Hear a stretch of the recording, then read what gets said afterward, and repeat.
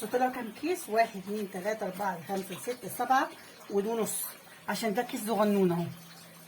بسم الله ما شاء الله. بصوا انا هسيبه لما يبرد. انا ما رضيتش اخليه في القدره وحطيته في الاكياس على طول ليه؟ عشان ما يسودش كده على طول. لو حطاه بقى في الفريزر بس ايه لما يبرد، مش هحطه دلوقتي خالص، لما يبرد عشان سخن. يعني 2 4 2 4 6 7 اكلات ونص كمان. ده نص صغنون اهو. يبقى كده عملت لكم انا الفول المدمس بطريقه سهله وبسيطه وهيعجبكم جدا والله وطعمه زي العسل مسكر. بسم الله الرحمن الرحيم. السلام عليكم ورحمه الله وبركاته. السلام علينا وعلى عباد الله الصالحين. يحيى التواب الا بذكر الله والرسول عليه الصلاه والسلام. حبايبي ومتابعين ماجده، ازيكم عاملين ايه؟ يا رب تكونوا بخير يا رب. الصوت ده صوت الكاتل بسخن في ميه عشان الفول اللي هنعمله. كل سنه وانتم طيبين. يوم الخميس اول يوم رمضان، والنهارده بقى المفروض الثلاث اكون عامله الفول عشان بكره نسحر منه باذن الله، وربنا يعوده علينا بخير وعلى الامه الاسلاميه كلها بخير. انا هعمل لكم النهارده الفول بطريقتي، يعني دي طريقتي اللي انا بعمل بيها على طول. انا مستعمله نص كيلو فول نقعاه بقاله ساعتين، مش نقعاه من بالليل يا جماعه. لو نقعتيه من بالليل القشره دي بتنشف وبتبقى يعني ناشفه كده وانت بتيجي تاكليها. فهي ساعتين حلوين كده، وفي ناس بيعملوا مثلا نص ساعه، في ناس بيعملوا ساعه، مش مشكله. المهم ايه يعني ما يبيتش من بالليل. وانا كمان غسلت الفول المدشوش اهو، غسلته. انا هحط عليه فول مدشوش واحط عليه عدس. دول كوبايه يعني بتاع ربع كيلو فول مدشوش، وده نص كيلو فول، ودوت كوبايه عدس اصفر. كاتل سكت خلاص الحمد لله. دول من اللي احنا هنستعملهم للفول بتاعنا. ممكن عايز تحطي بليله حطي، عايزه تحطي رز حطي، بس انا مش هستعمل الا هم دول بس كده. هنعمل ايه بقى؟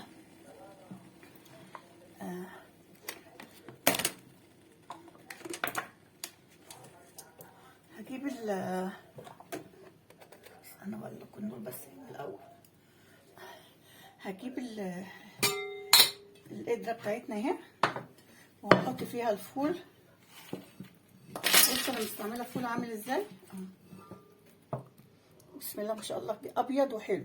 انا عندي فول اسود بس ما رضيتش استعمله، انا عندي يعني موجود عندي، بس انا اشتريت ده، بس مش فاكره كان بكام الكيلو.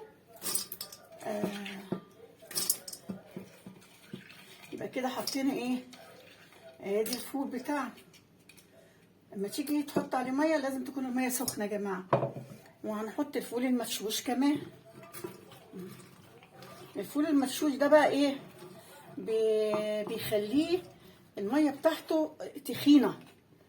لو ما كانتش تخينه في سر كده انا هقول لكم عليه هعمله، بس مش هيتعمل دلوقتي الا قرب لما الفول يستوي، هبقى اقول لكم عليه. وهحط كمان العدس اهو.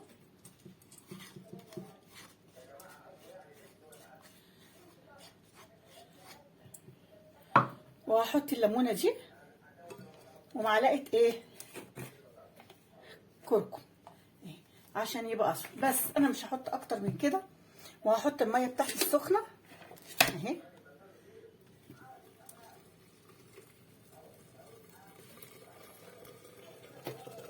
وهحطه على البوتاجاز. لما يغلي، اول ما يغلي اروح موطيه عليه وتسيبيه بقى لما يستوي براحته. يلا بينا عند البوتاجاز. شايفين العين اهي؟ انا بعمله على العين الصغيره. هنحطه بقى، واول ما يغلي ايه نوطي عليه ونسيبه يستوي براحته، بس كل فتره يعني بعد ساعه كده تشوفيه لا يكون عايز ميه، تيجي تحط الميه حطي برده الميه سخنه ماشي. هنغطي عليه بقى ونسيبه لحد ما ايه يغلي. اول ما يغلي هوطي عليه على طول. الفول كل واحد بيعمله بشكل يا جماعه. في ناس ممكن تعمله بحاجه غير اللي انا بعمله ده، بس انا بعمل ده على طول. في سر بقى ومكون انا هحطه اول ما الفول يستوي، هيخلي الميه بتاعتنا يعني تقيله وزي الفول اللي احنا بنجيبه من بره. بس مش هقول لكم دلوقتي على المكون دوت، لما الفول يستوي هقول لكم. هنشوف الفول بتاعنا بقى. بسم الله الرحمن الرحيم، اللهم صل على النبي. بصوا كهرمان اهو. طبعا الميه بتاعته مش تقيله قوي، فهعمل ايه؟ هقول لكم اعمل ايه. هو خلاص استوى مش عايزاه يتحط تاني في على النار. بصوا انا جايبه معلقه نشا،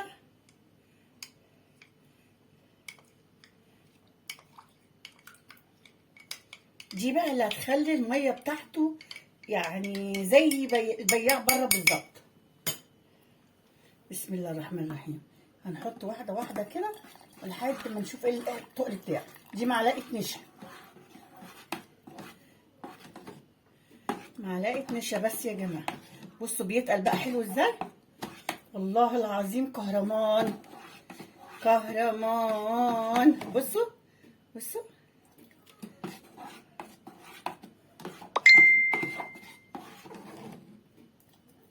بصوا. هحط بقيتها اهي واخليه شويه بقى على النار عشان ايه ما يحمضش. بصوا البتاع، بصوا الميه بتاعته تقلت ولسه كمان هتتقل لما ايه تقعد، يعني لما يقعد كمان هيتقل. والفوله استوت وزي الفل. بصوا الله، بروح اجيب حبه قد كده ب10 جنيه. طب ما انا اعمله كل ما يخلص اهو. هسيبه بس حبه صغيرين على النار. يا والله العظيم بصوا، والله العظيم وطعمه خرافه. بصوا تخين ازاي. هخليه بس شويه على النار وبعد كده هجيب طبق وهوريه لكم في الطبق. الفول ده انا عملته ازاي. حطيت نص كيلو فول، عليه ربع كيلو فول مدشوش، عليه نص كوبايه عدس وليمونه. حطيت ايه تاني بس، ومعلقه كركم عشان يصفره ويخليه زي الفول بتاع بره. وتسيبيه تحطي عليه بقى ميه سخنه، اوعي تعمليه بميه بارده، تعمليه بميه سخنه وتسيبيه يغلي على النار. اول ما يغلي تروحي بقى مطيه عليه شمعه بالظبط. انا حطاها على العين الصغيره بقاله 3 ساعات اهو. بسم الله ما شاء الله بقى كهرمان اهو. فبعد ال3 ساعات كل ساعه ونص مثلا تروحي شايفاه، لو عايز ميه تحطي له. يعني انا بعد ساعه ونص لقيته عايز ميه رحت حاطه له. طبعا بسيبيه لما يستوي خالص. الحاجه السريه بقى، المسحوق السري اللي انا عملته، اللي هو يعني الحاجه المعلقه السحريه اللي انا حطيتها، هي معلقه نشا بتخلي الميه بتاعت الفول. بصوا بتخليه ازاي اكنه زي بره بالظبط. يا سلام والله العظيم حبه فول. يا سلام يا سلام يا سلام، زي بره بالظبط. هو بس ياخد غلوه عشان انا حطيت النشا، فلازم ياخد غلوه عشان ما يحمضش. وبعد كده هغرف لكم واوريكم الفول بتاعي اتعمل ازاي. واول بقى اسيبه بقى لما يبرد، لما يبرد احطه في اكياس واحطه في الفريزر. كل يوم اجيب كيس، اعمل الكيس على قد اليوم اللي هنعمله، نجيب نطلعه. انا حتى من دوت انا هدي لاولادي منه يعني، وبعدين اعمل تاني مش مشكله. انا جايبه فول كتير وعندي فول بس فول اسود. الفول الاسود ما بيبقاش حلو، بيبقى شكله مش في الفول طعم يعني شكله حلو. فانا عشان كده ما رضيتش اعمله. والله عندي بتاع حوالي 4 كيلو، لو حد عايزهم والله يقول لي وانا اديهم له.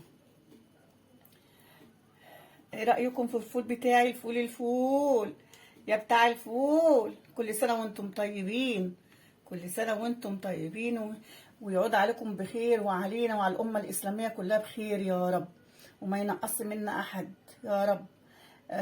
والله الواحد ايام بتبقى جميله قوي والخير بيبقى كتير، وبسم الله ما شاء الله. يعني ما تعرفيش الخير ده بيجي منين. شهر الخير فعلا بيبقى فيه كل حاجه.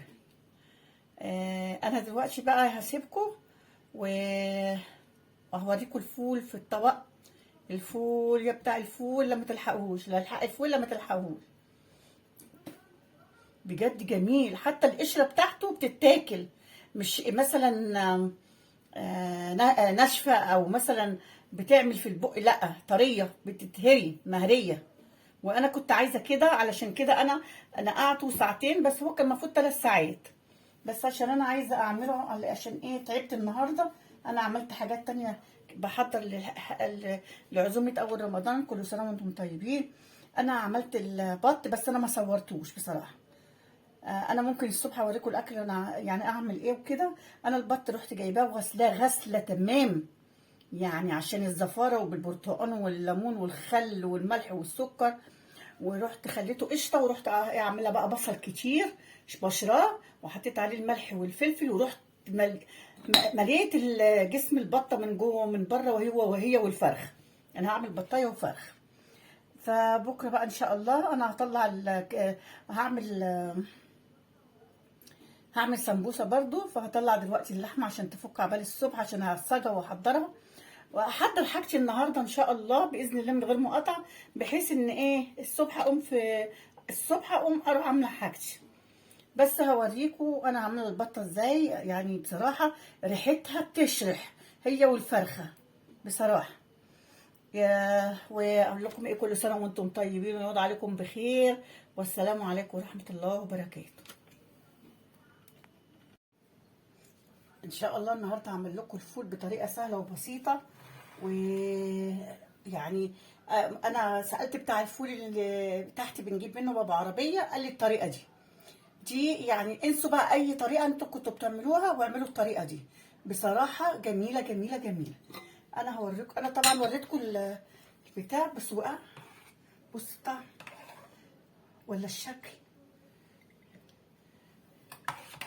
كفايه ميته كمان. يعني انت مش هتعوزي ميه من بره تزودي الفول بتاعك وانت بتاكليه. يعني احنا لما بنجيب الفول بيبقى مثلا تخين شويه، لا الميه بتاعته هنا بسم الله ما شاء الله جميله جدا.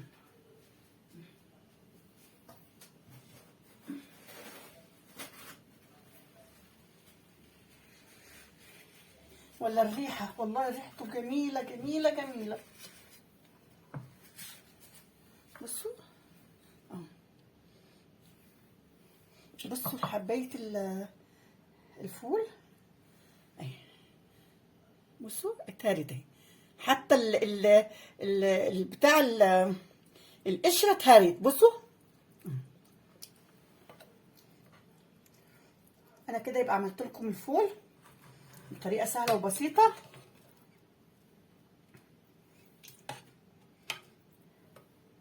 انا كنت عايزه ادي لابني وهو ماشي، بس مشي قبل ما يستوي. حطوا لي لايك وشير وفعلوا الجرس. وقبل ما اقول لكم على الطريقه، اللهم صل على النبي، حطوا لي لايك وشير وفعلوا الجرس. والسلام عليكم ورحمه الله وبركاته. يلا بينا على الطريقه. شايفين